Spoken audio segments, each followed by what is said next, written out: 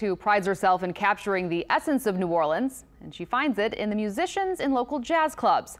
But when faced with a health issue that could have been devastating to her career, she learned how to adapt to her condition, and the result was a unique art form that's all her own.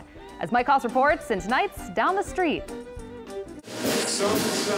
With the energy of Jessie McBride's Next Generation on stage at the Prime Example Jazz Club, it would be easy not to notice Emily Reese working away in near darkness. Most nights you'll find this live artist in any jazz club, documenting what she calls the spirit of the city.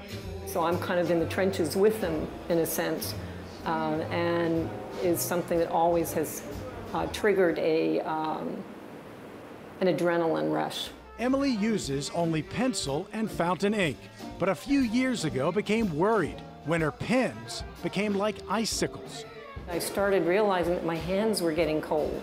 She has Raynaud's syndrome, a circulatory issue where a part of the body always feels cold. The solution for an artist sounded awful: gloves.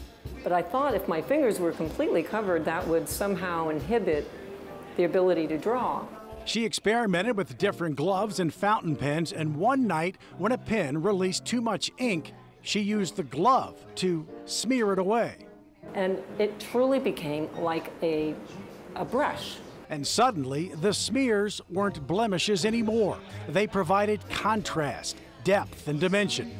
She turned what could have been devastating into an art form.